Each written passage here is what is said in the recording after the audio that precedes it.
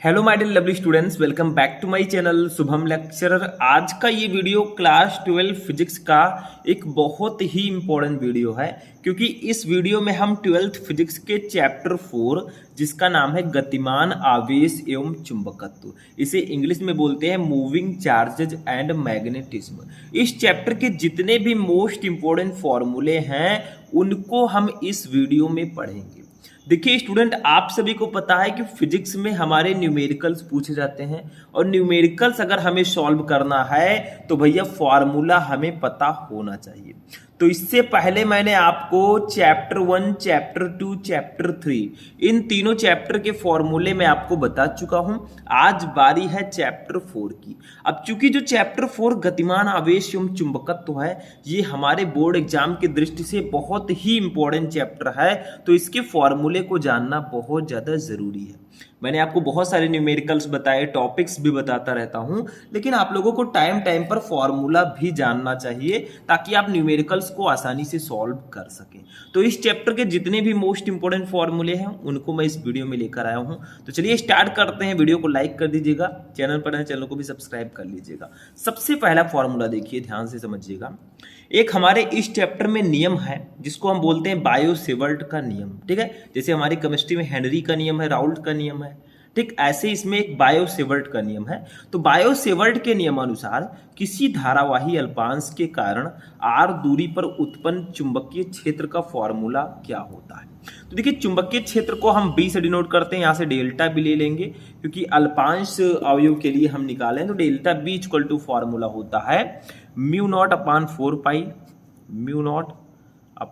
Pi into I into delta L sine theta upon R square. ये formula होता है Biot Savart के नियम का। देखिए, delta B equal to mu naught upon 4 pi into I delta L sine theta upon R square.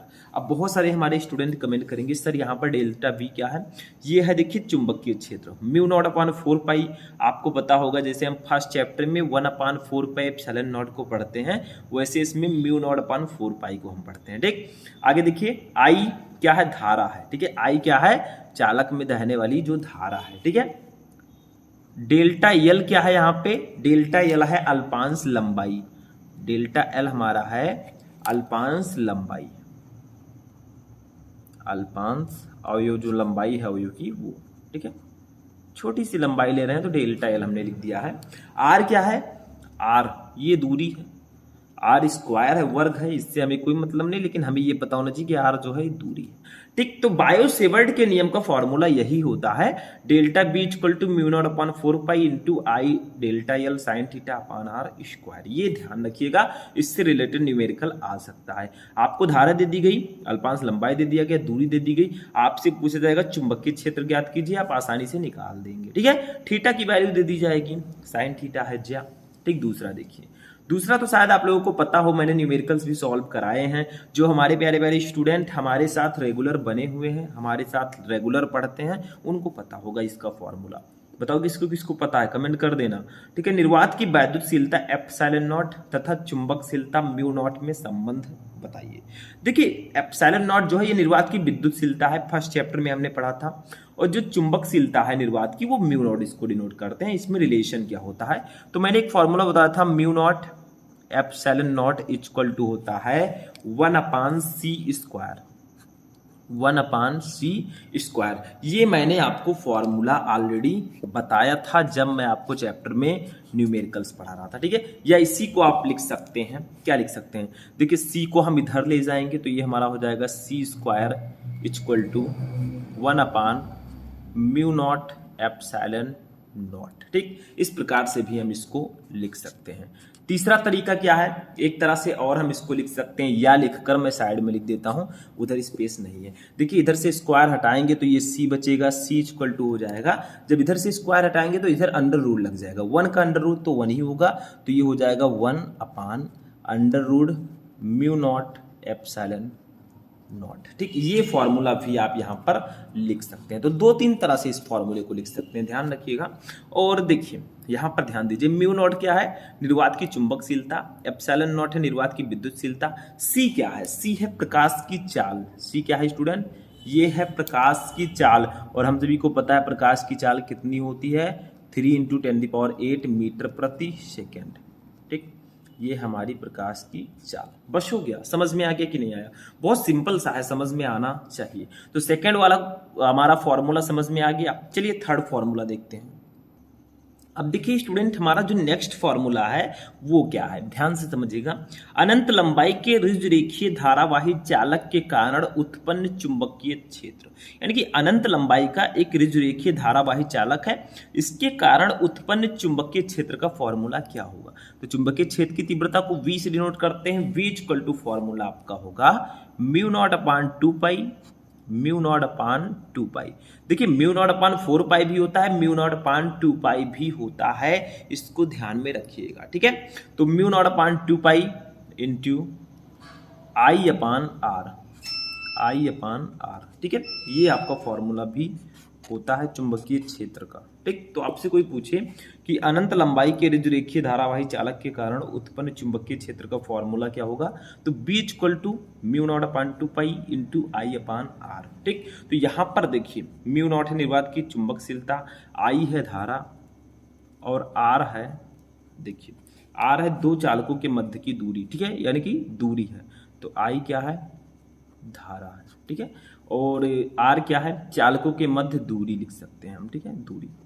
तो ये आपका हो जाएगा तीसरा फॉर्मूला। ठीक, अनंत लंबाई के ऋजुरेखीय धारावाही चालक के कारण उत्पन्न चुंबकीय क्षेत्र का फॉर्मूला यही होगा, B equal to μ0/2π into I/R। ठीक है, नेक्स्ट क्वेश्चन देखते हैं।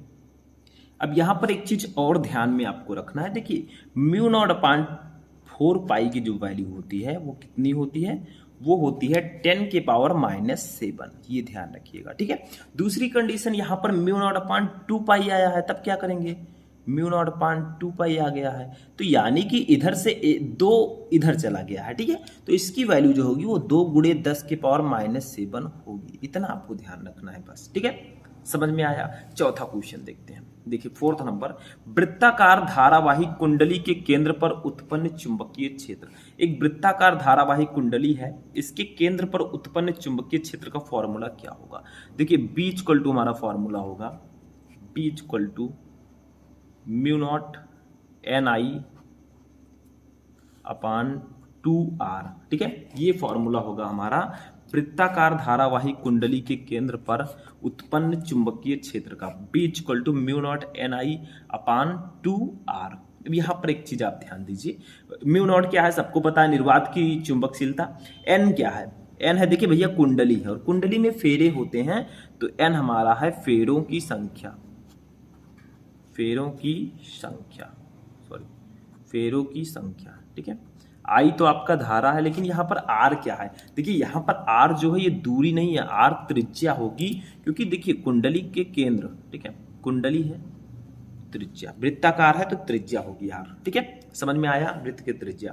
तो ये आपका चौथा फॉर्मूला। पांचवा देखिए, इसको समझिए, गतिमान आवेश के कारण उत्पन्न चुंबकीय क्षेत्र, यानी कि किसी गतिमान आवेश के कारण उत्पन्न चुंबकीय क्षेत्र का फॉर्मूला क्या होगा, तो इसको भी समझ लीजिए। B इक्वल टू आपका फॉर्मूला होगा μ0/4π इंटू QV sin θ/R²। ठीक है, ये फॉर्मूला होगा आपका गतिमान आवेश के कारण उत्पन्न चुंबकीय क्षेत्र का, यानी कि कोई गतिमान आवेश जो है, कोई आवेश जो है वो गतिमान है, तो वहां पे चुंबकीय क्षेत्र उत्पन्न होगा, उसी का ये फॉर्मूला होगा। B क्या है, चुंबकीय क्षेत्र, μ0 है निर्वात की चुंबकशीलता, Q क्या है, ये आवेश है, V है वेग, V को मैं लिख देता हूं। ठीक है, V है वेग। ठीक, तो इतना समझना है। ठीक है, R क्या है, यहाँ पर R भी है त्रिज्या, तो R को हम त्रिज्या लिख देंगे। ठीक है, यहाँ पे समझ में आ गया। तो ये आपका पांचवा था। ठीक है, 5 नंबर। तो B इक्वल टू गतिमान आवेश के कारण उत्पन्न चुंबकीय क्षेत्र का फॉर्मूला होगा B equal to μ0/4π into QV sin θ/R²। ठीक, समझ में आ गया। चलिए नेक्स्ट देखते हैं। तो नेक्स्ट देखने से पहले ये जान लीजिए कि R क्या है, ये देखिए त्रिज्या है। ठीक है, वृत्ताकार मार्ग की त्रिज्या भी बोल सकते हैं। तो ये आपका त्रिज्या, समझ में आ गया इतनी चीजें। चलिए 6 नंबर देखते हैं। अब देखिए स्टूडेंट, हमारा 6 नंबर फॉर्मूला है लंबी धारावाही परिनालिका के भीतर उत्पन्न चुंबकीय क्षेत्र। ठीक है, यानी कि लंबी परिनालिका के भीतर उत्पन्न चुंबकीय क्षेत्र का फॉर्मूला क्या होगा? तो देखिए बी इक्वल टू हमारा होगा म्यू नॉट, ठीक है, एन आई अपान स्मॉल एल, ये आपका फॉर्मूला हो जाएगा। ठीक, लंबी धारावाही परिनालिका है तो इसमें देखिए म्यू नॉट आपका निर्वात की चुंबकशीलता, एन क्या है फेरों की संख्या होगी, ठीक है, आई क्या है धारा, और एल है लंबाई, क्योंकि लंबी परिनालिका है भैया तो एल लंबाई होगी। ठीक है, अब यहां पर आप देखिए एन अपान एल के जगह पर स्मॉल एन भी लिख सकते हैं। एन अपान एल क्या है? ये आपका है परिनालिका के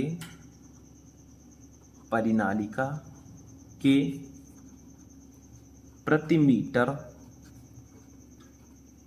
मीटर लंबाई में फेरों की संख्या। ठीक, ये आपका है।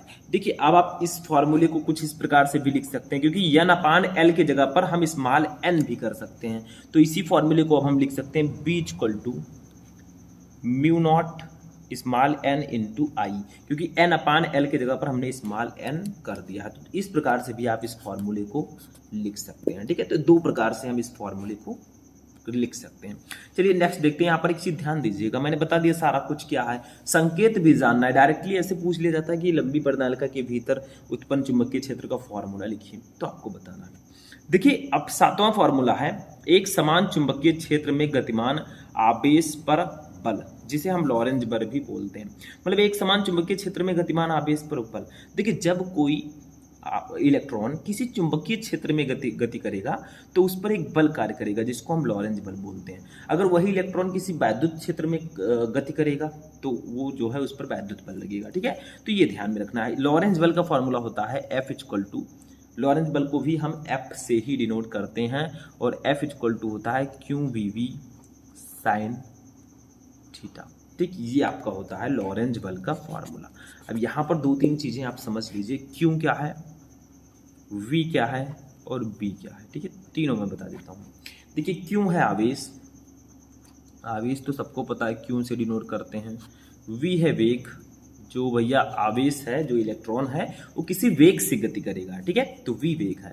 और B है चुंबकीय क्षेत्र, चुंबकीय क्षेत्र की तीव्रता भी बोल सकते हैं चुंबकीय क्षेत्र। ठीक, तो जब कोई इलेक्ट्रॉन किसी चुंबकीय क्षेत्र में गति करता है तो उस पर एक बल कार्य करता है, जिसको लॉरेंज बल कहते हैं।